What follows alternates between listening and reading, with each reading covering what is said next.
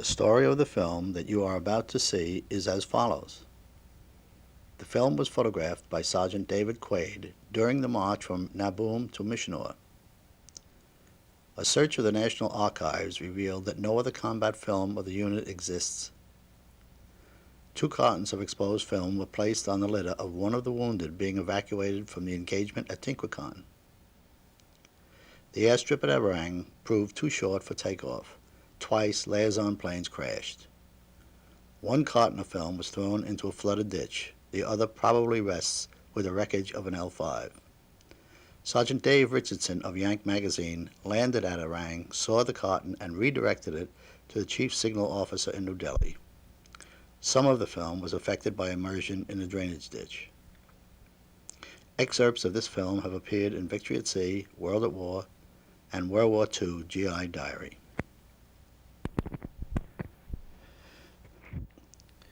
The 5307th Composite Unit Provisional operated in North Burma during World War II for a period of approximately 5 months early in 1944.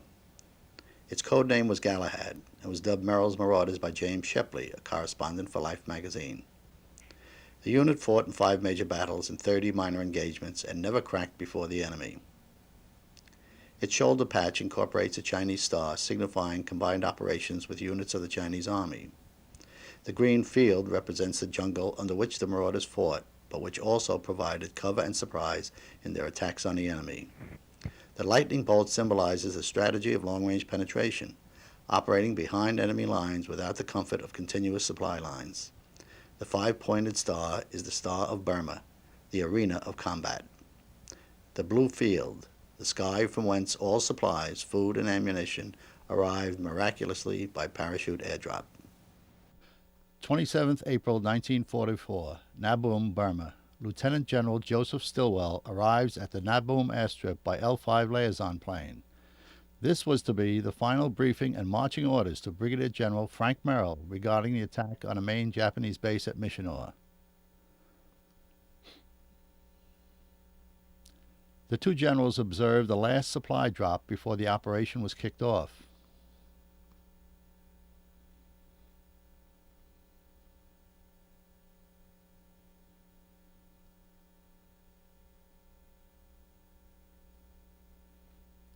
The marching order for the attack was the 3 understrength battalions of the 5307th, reinforced by the 88th and 150th Chinese regiments. 300 Kachin Rangers and 3 medical surgical teams would follow a trail to Mishinur over the 8,500-foot Kumans Mountains. The L4 and L5 liaison planes were the mules of the air, transporting essential personnel to remote areas, then evacuating wounded.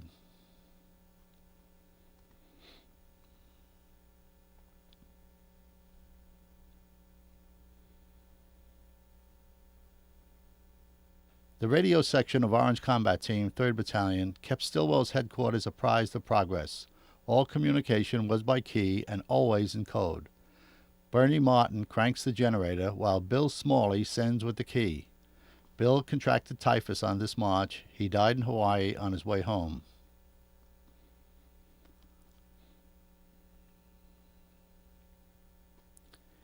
Incessant rain made the trail impassable.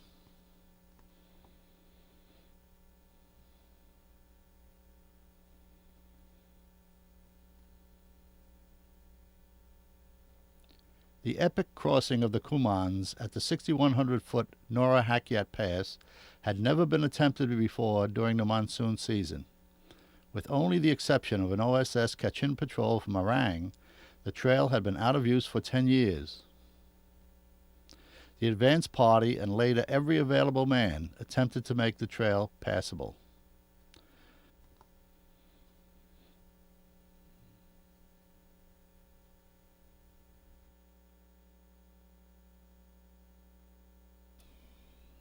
The 3rd Battalion lost 20 mules and 2 tons of irreplaceable supplies. When a rifle fire commenced to put the mules which had fallen over the cliffs out of their misery, it sounded to those in the rear as though we had engaged the enemy. This mule just fell into some bamboo and could be hauled out.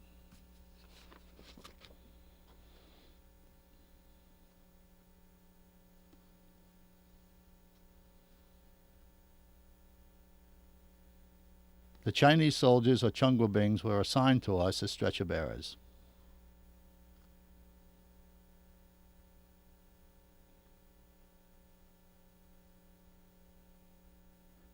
Each of us had to carry laboriously recovered gear previously borne by the dead mules.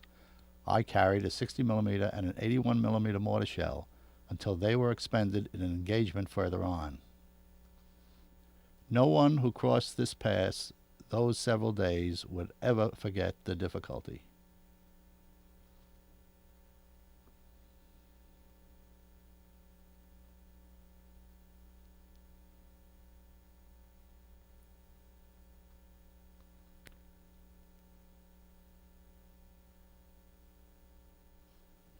The mule skinners did everything in their power to help the mules with the climb.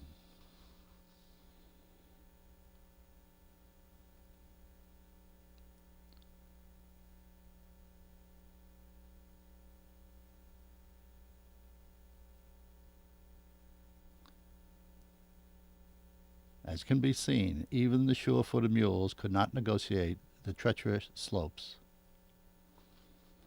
Each mule had to be unloaded and their burdens taken over by men.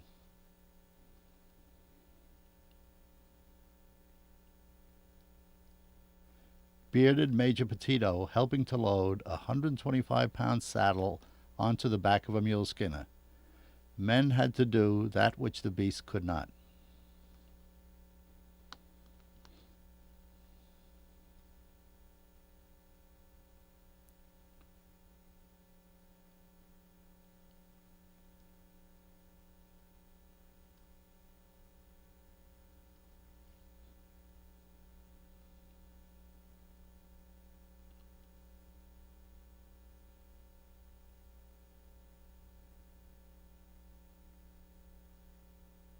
When we finally arrived at the summit, we were assured that the rest of the march would be all downhill.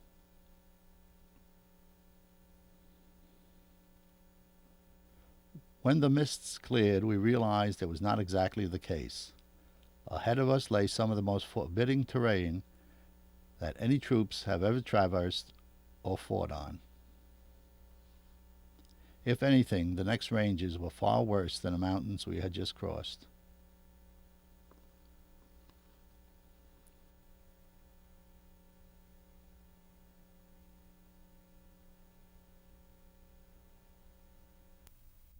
Orange Combat Team, commanded by Major Petito, moves forward to establish a trail block while the battalion takes a supply drop at Salawang Hakyang. Smiling Corporal Warner Katz killed the first Japanese by an American infantryman in Asia.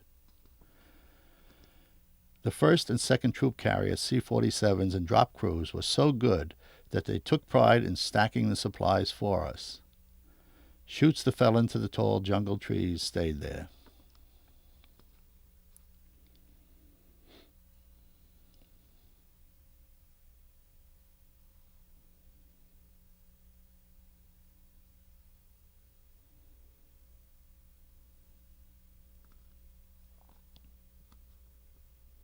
The chutes were collected and with some silver rupees were left with the loyal Kachin villagers in payment for damage to their basha huts.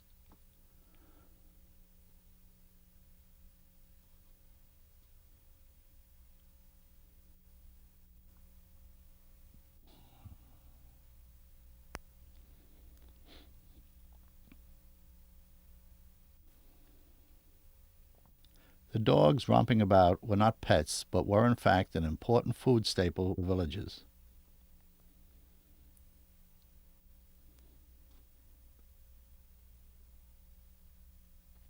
After almost 500 miles of jungle trails and many battles, the worst, Napumga Hill, the unit was showing signs of extreme debilitation.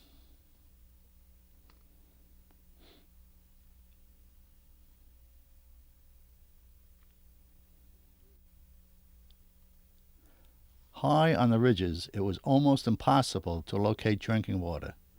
Down in the valleys, crossing the same stream 30 or more times a day, commonplace.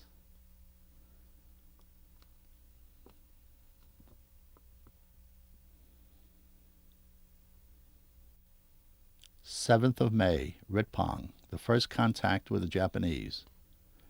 One of our Japanese-American interpreters, I believe Roy Matsumoto, conveying to the officers of the 3rd Battalion information gleaned from a map taken from one of the dead enemy, we found that the village was garrisoned by some 150 Japanese troops. As the Chinese 88th Regiment attacked Ritpong from the north, Khaki Combat Team put pressure on the Japanese from the south and took casualties. These wounded were recovered despite constant enemy fire. We did not abandon our dead or wounded.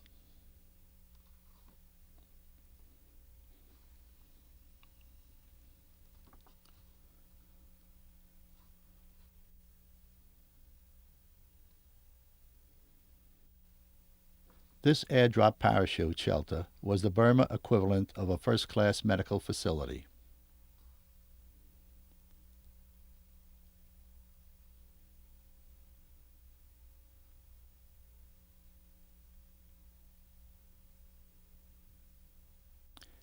Here, Captain Paul Armstrong, 3rd Battalion, Orange Combat Team doctor, aided by Tony Colombo, Colonel Beach's runner, ministered to the wounded. The blonde kid was Private Page, Samson, Alabama. He died that night.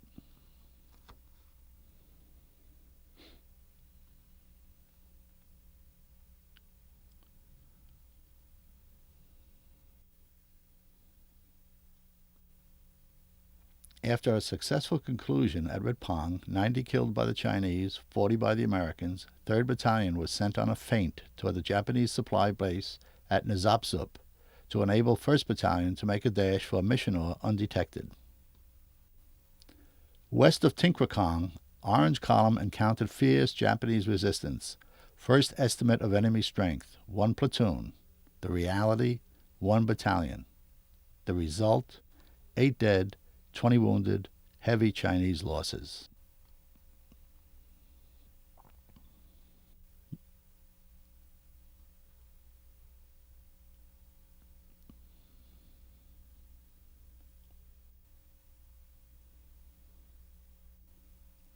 Near the point were the 60.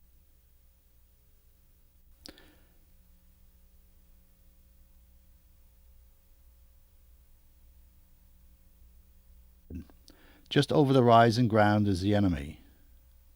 Fire and dig and keep down.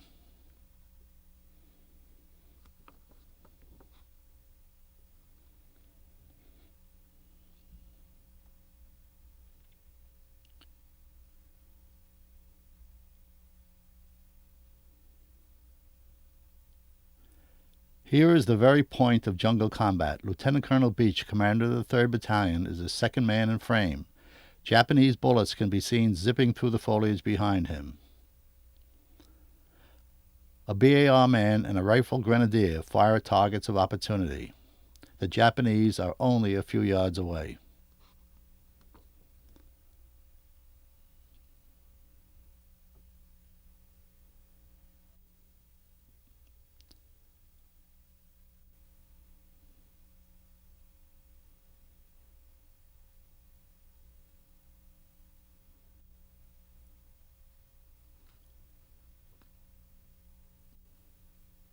I said to Colonel Beach, "What are you doing here?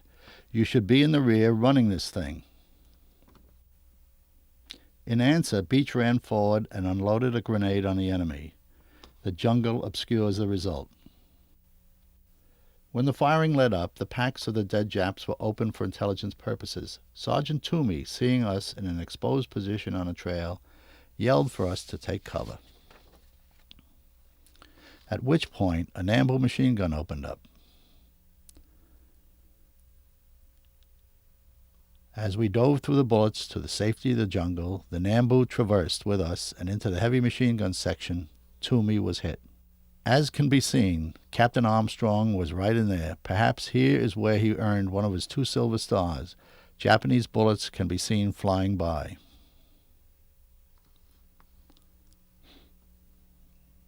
The burial of Sergeant Toomey. It is obvious, as Toomey is wrapped in his burial shroud, a poncho, that his comrades in a burial detail disapproved of the photography.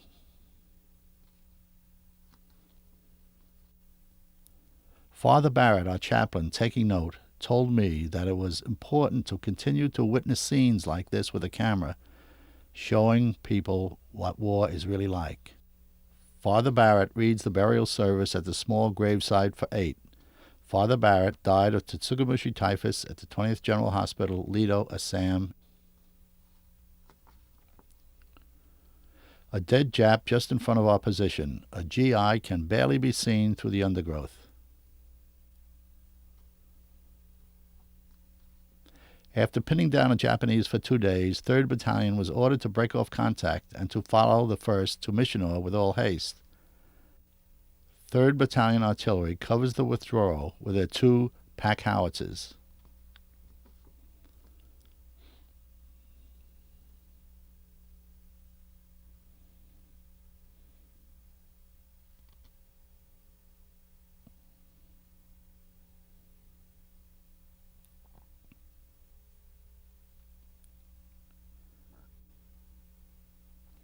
The Mogung Missionor Road. The wounded and the diseased walked. When malaria was contracted, a soldier was expected to, quotes, walk it out. 13 kilometers to Missionor. The horses and mules were dying on their feet from utter exhaustion.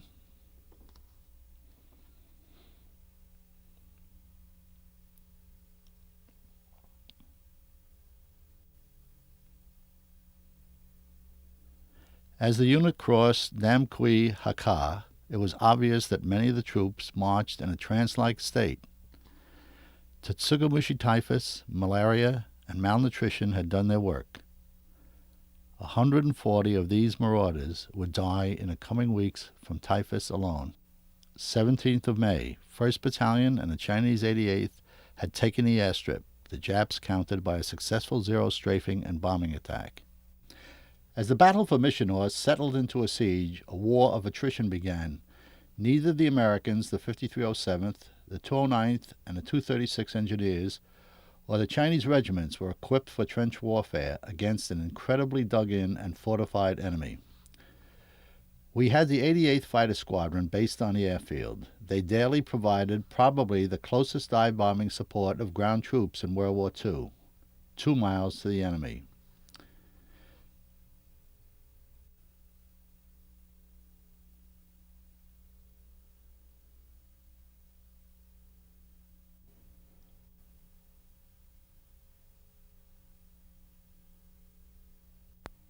They flew P-40Fs, obsolete even then. They furnished close and dedicated support to hard-pressed Chinese and American attackers.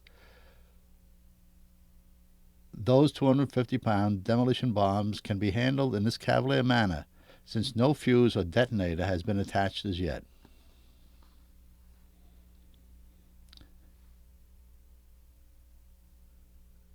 This mini-factory is an example of Yankee ingenuity.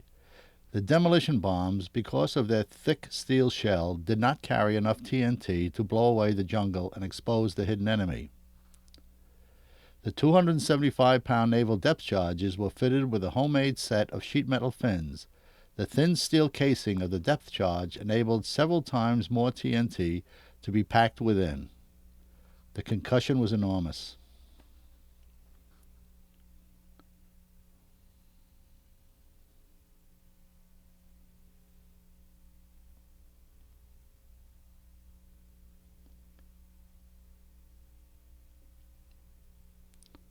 The armorers of the 88th moved from factory to dive bomber.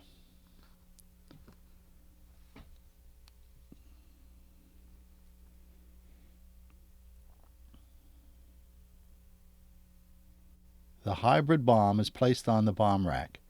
3 of the plane's 6 50 caliber machine guns are visible. A small counter-rotating propeller is screwed to a threaded rod on the detonator of the depth charge. A wire fastened to the wing is passed through a hole in the propeller. When the bomb is dropped, the wire is pulled free, allowing the propeller to spin, arming the bomb.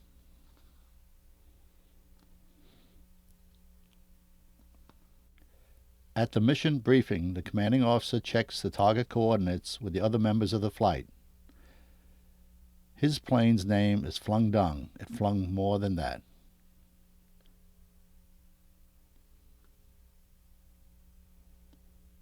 One of these pilots was shot down later on, fell into the hands of the Japanese, and was killed.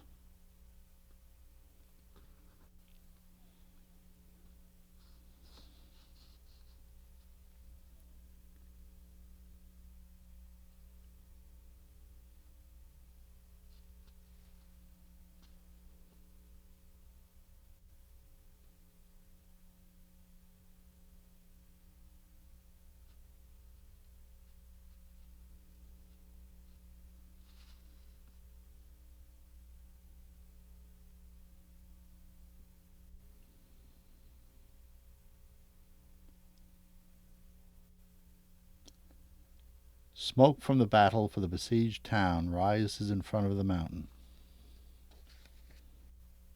These men are the remnants of the Chindit force which took Mogung, awaiting evacuation.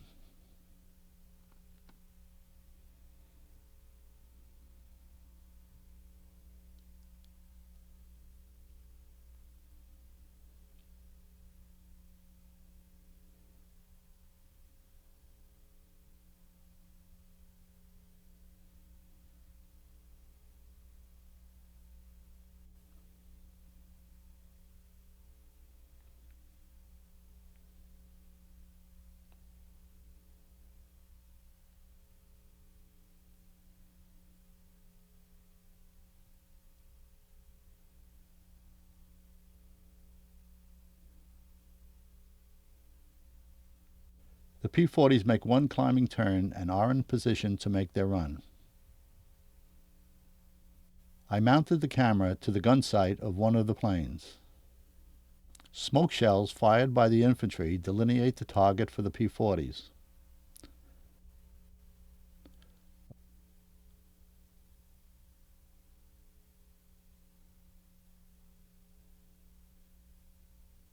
A 250-pound demolition bomb falls from the dive bomber and into the enemy bunker.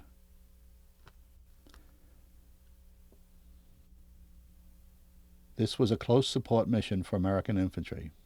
The camera plane is following the squadron leader, who is zeroing in on a bunker in a grove of trees. When the first ship pulls out, the camera ship continues to follow the bomb.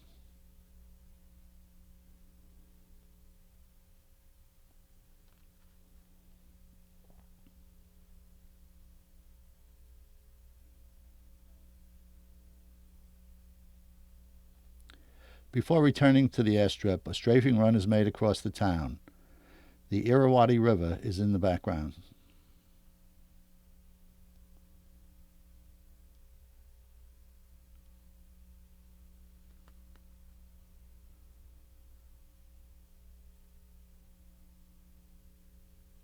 American infantry, after taking the position, examine the enemy dead and collect souvenir weapons.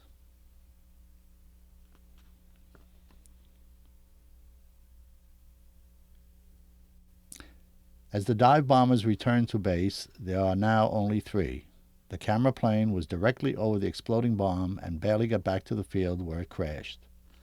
The pilot was safe.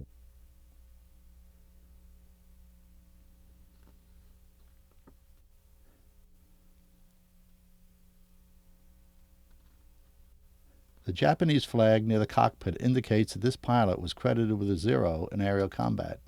The crew chief and the pilot checked the airplane.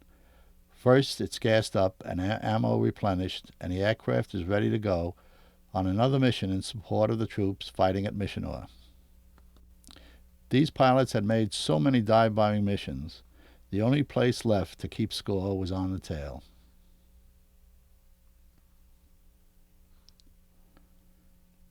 Battle Honors. The 5307th Composite Unit was the first United States ground combat force to meet the enemy in World War II on the continent of Asia. After a series of successful engagements in Hukong and Mogung valleys of North Burma in March and April of 1944, the unit was called on to lead a march over jungle trails through extremely difficult mountain terrain against stubborn resistance in a surprise attack on Missionor. The unit proved equal to its task, overcame all the obstacles put in its way by the enemy, the terrain, and the weather, and after a brilliant operation on 17 May 1944, seized the airfield at Missionor, an object of great tactical importance in the campaign, and assisted in the capture of the town of Missionor on 3 August 1944. The successful accomplishment of this mission marks the 5307th Composite Unit as an outstanding combat force and reflects great credit on Allied arms. By order of the Secretary of War, G. C. Marshall, Chief of Staff.